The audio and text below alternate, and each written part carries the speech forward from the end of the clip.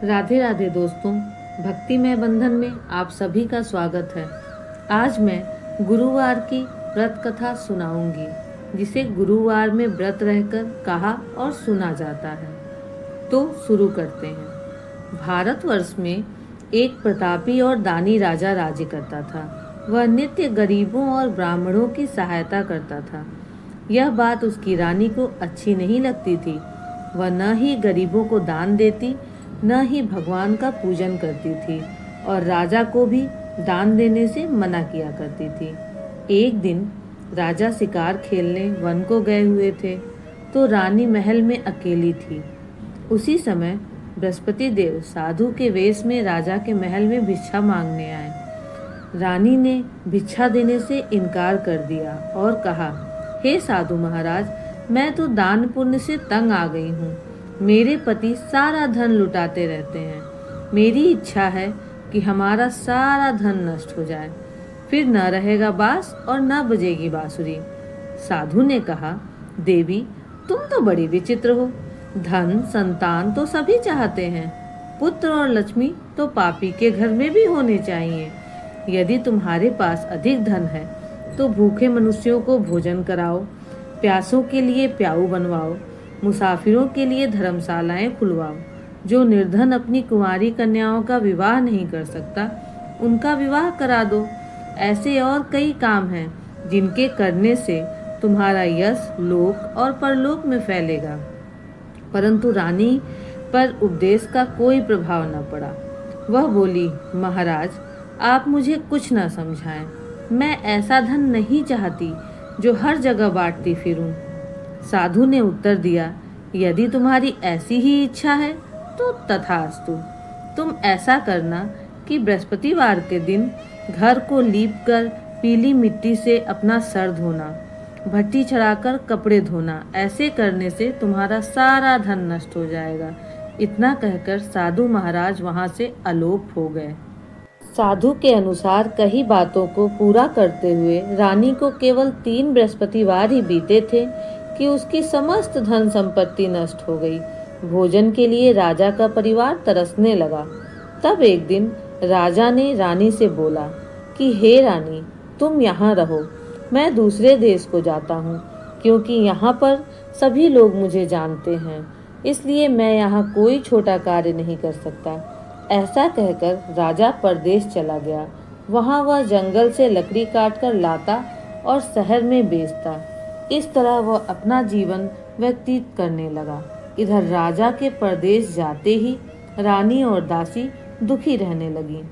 एक बार जब रानी और दासी को 7 दिन तक बिना भोजन के रहना पड़ा, तो रानी ने अपनी दासी से कहा, हे दासी, पास के नगर में ही मेरी बहन रहती है। वह बड़ी धनवान है। तू उसके पास जा और कुछ लेकर आ, ताकि थोड़ी गुजर बसर हो जाए। दासी रानी की बहन के घर गई। उस दिन गुरुवार का दिन था।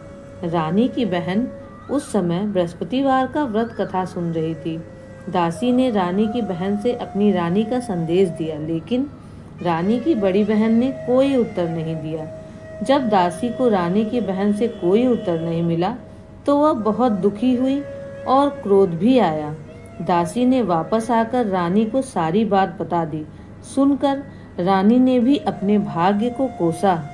कथा सुनकर और पूजन समाप्त करके वह अपनी बहन के घर आई और कहने लगी, हे बहन, मैं बृहस्पतिवार का व्रत कर रही थी।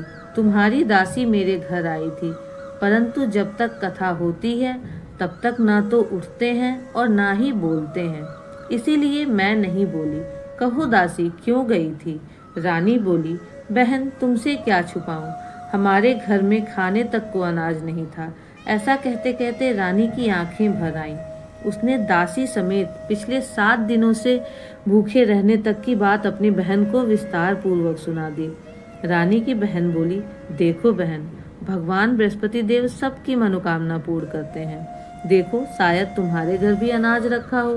पहले तो रानी को विश्वास नहीं हुआ, पर बहन के आग्रह करने पर उसने अपने दासी को अंदर भेजा, तो उसे सचमुच अनाज से भरा एक घड़ा मिल गया। यह देखकर दासी को बड़ी हैरानी हुई। दासी रानी से कहने लगी, हे रानी, जब हमको भोजन नहीं मिलता तो हम व्रत ही तो करते हैं, इसलिए क्यों न इनसे व्रत और कथा की विधि पूछ ली जाए ताकि हम भी व्रत कर सकें। तब रानी ने अपनी बहन से बृहस्पतिवार के व्रत के बारे में पूछा।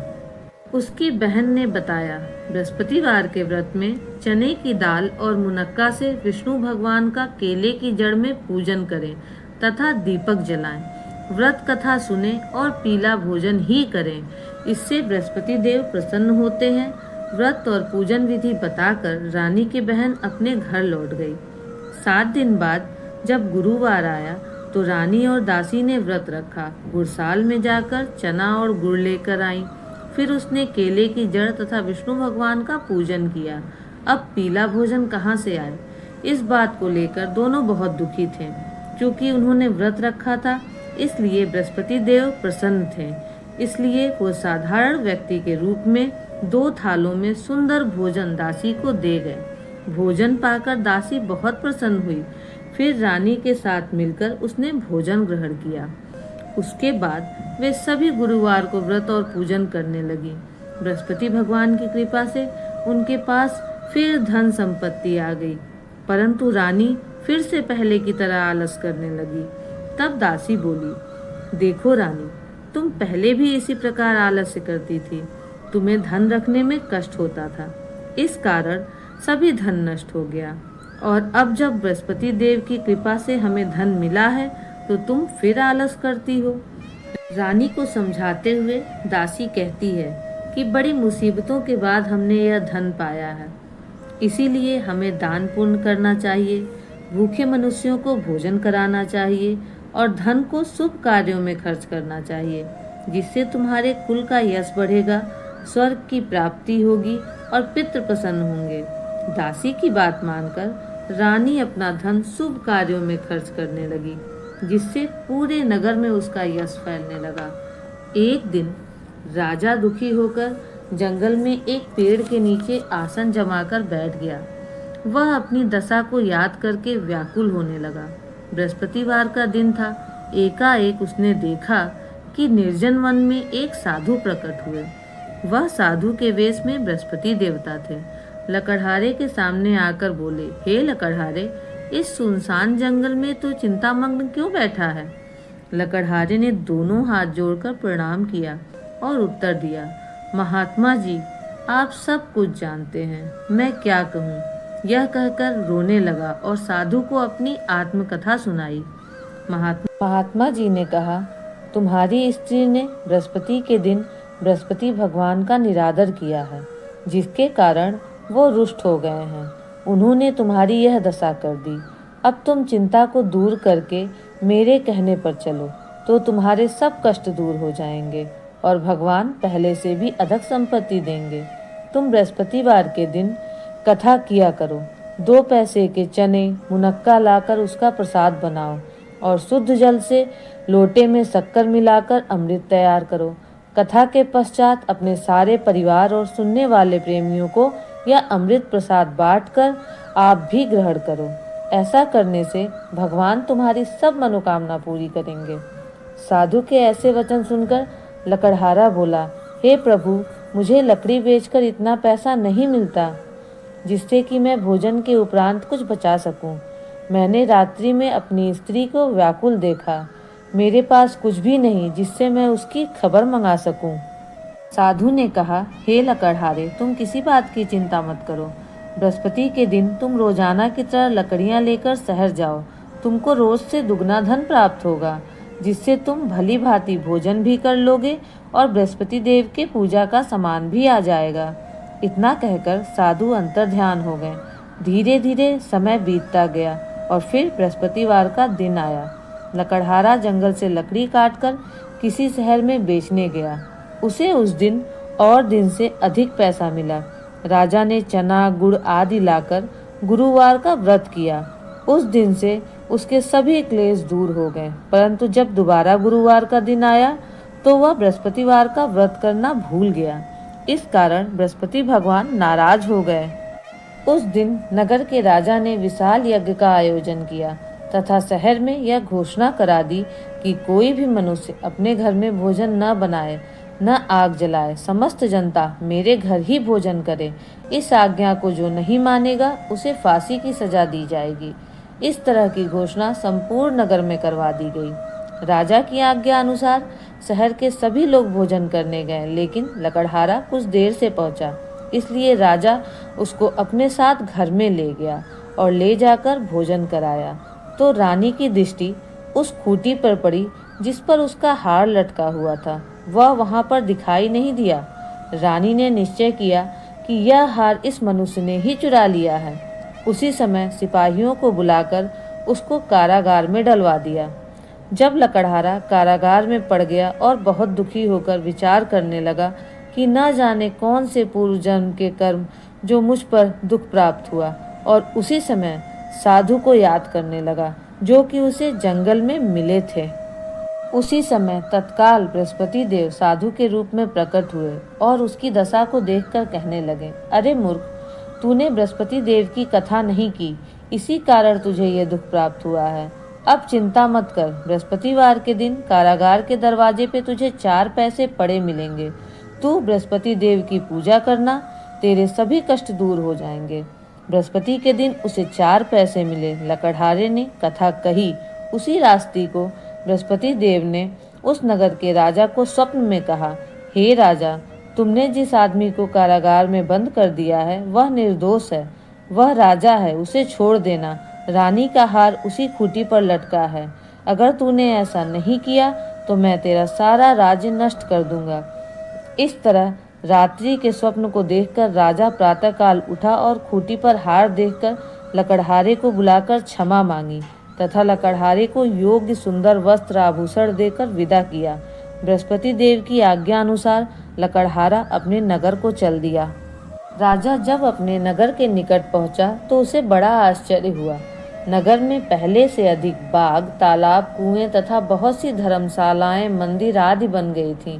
राजा ने पूछा, यह किसका बाग और धर्मशाला है? तब नगर के सब लोगों ने कहा, यह सब रानी और दासी का है। तो राजा को आश्चर्य हुआ और गुस्सा भी आया। जब रानी को यह खबर पता चली कि राजा आ रहे हैं तो उन्होंने दासी से कहा, हे दासी, देख, राजा हमें कितनी बुरी हालत में छोड़ गए थे।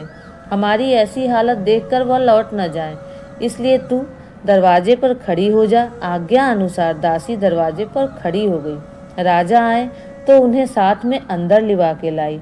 राजा बहुत क्रोध में थे। अपनी रानी से पूछा कि यह धन तुम्हें कैसे प्राप्त हुआ?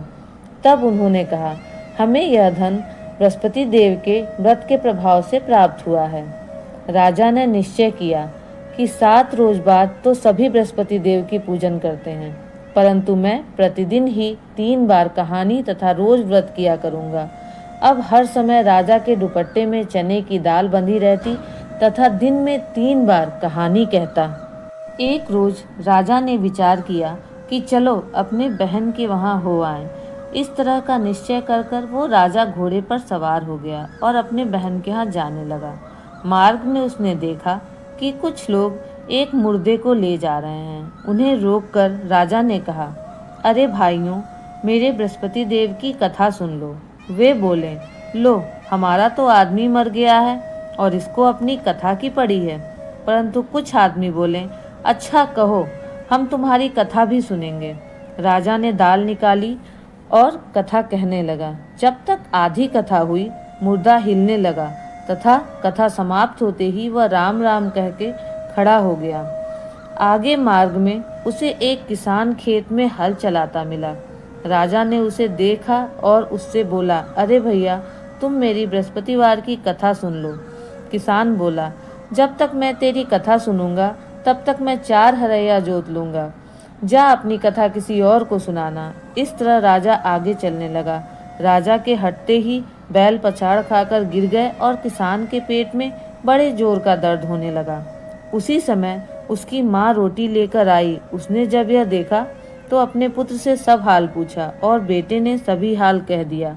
तो बुढ़िया दौड़ी दौड़ी उस घुड़सवार के पास गई और उससे बोली कि मैं तेरी कथा सुनूंगी, तू अपनी कथा मेरे खेत पर ही चलकर कहना।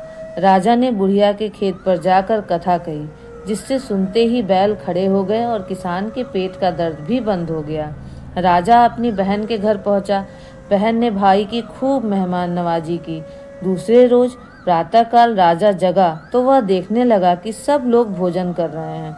राजा ने अपने बहन से कहा, ऐसा कोई मनुष्य है जिसने भोजन नहीं किया? वो मेरी बृहस्पतिवार की कथा सुन ले।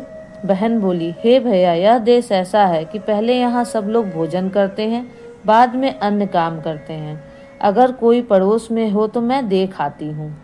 यह कहकर वह देखने चली गई, परंतु उसे ऐसा कोई व्यक्ति नहीं मिला जिसने भोजन न किया हो।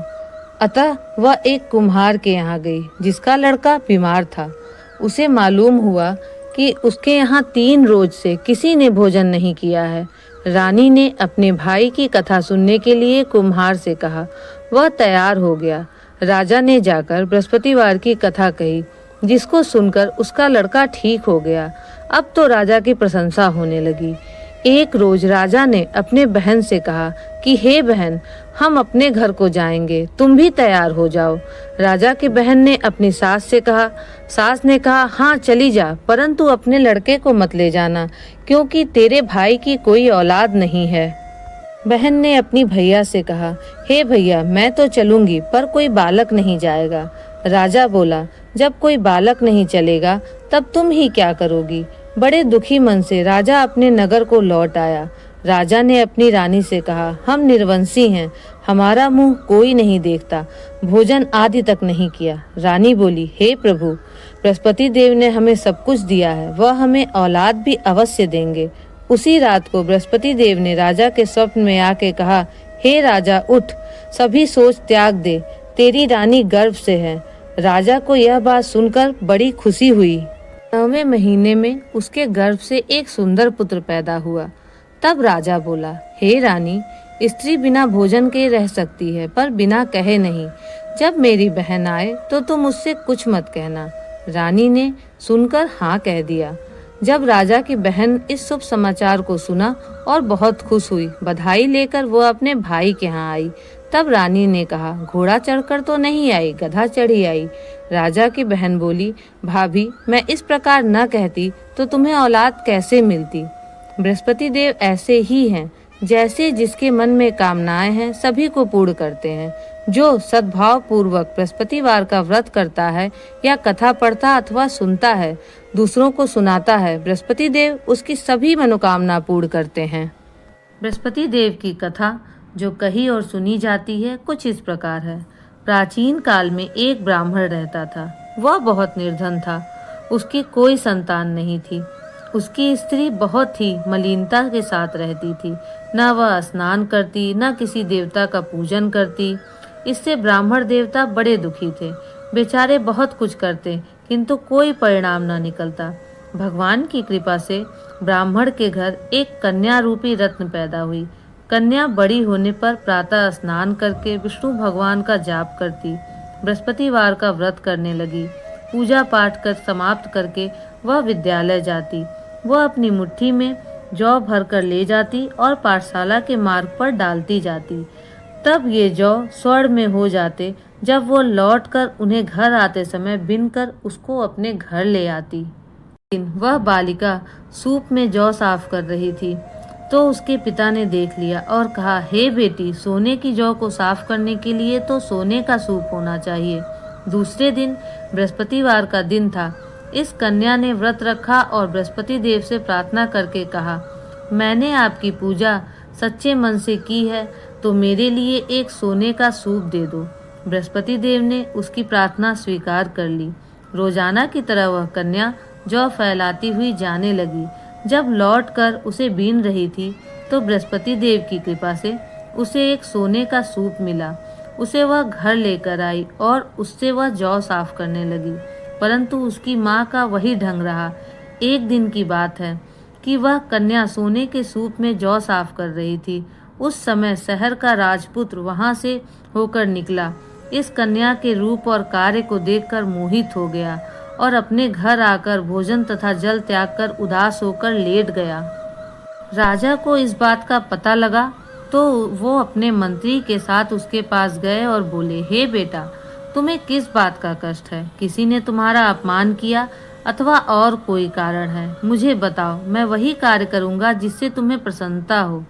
उसने पिता को राजकुमार ने अपनी सारी बात बता दी और बोला कि मुझे आपकी कृपा से कोई दुख नहीं है, किसी ने मेरा अपमान नहीं किया है, परंतु मैं उस लड़की से विवाह करना चाहता हूँ जो सोने के सूप से जौ साफ कर रही थी।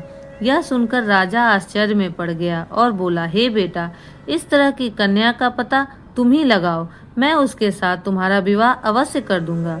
राजकुमार ने उस लड़की के घर का पता बतलाया। तब मंत्री उस लड़की के घर गए और ब्राह्मण देवता से सभी हाल बताया। ब्राह्मण देवता राजकुमार के साथ अपनी कन्या का विवाह करने के लिए तैयार हो गए तथा विधि विधान के अनुसार ब्राह्मण की कन्या का विवाह राजकुमार के साथ हो गया। कन्या के घर से जाते ही पहले ही की बात उस ब्राह्मण देवता के घर में गरीबी का निवास हो गया। अब भोजन के लिए भी अन्न बड़ी मुश्किल से मिलता था। एक दिन दुखी होकर ब्राह्मण देवता अपनी पुत्री के पास गए। बेटी ने पिता की दुखी अवस्था को देखा और अपनी माँ का हाल पूछा। तब ब्राह्मण ने सभी हाल कहा। कन्या ने बहुत सा धन देकर अपने पिता को विदा कर दिया। इस तरह ब्राह्मण का कुछ समय सुखपूर्वक बीत गया। कुछ दिन बाद फिर वही हाल हो गया। ब्राह्मण फिर अपनी कन्या के यहाँ गया और सारा हाल कहा तो लड़की ने बोला, हे पिताजी, आप माताजी को यहाँ लिवा लाओ, मैं उसे ऐसी विधि बता दूंगी जिससे सारी गरीबी दूर हो जाए। वह ब्राह्मण देवता अपनी स्त्री को साथ लेकर अपनी बेटी के घर आ गया तो वह अपनी माँ को समझाने लगी कि हे माँ, तुम प्रातः काल प्रथम स्नान आदि करके विष्णु भगवान का पूजन किया करो, तुम्हारी सभी गरीबी दूर हो जाएगी। परंतु उसकी माँ ने एक भी बात नहीं मानी और प्रातः काल उठकर अपनी पुत्री के बच्चों का जूठन खा लिया। इससे उसकी पुत्री को भी बहुत गुस्सा आया।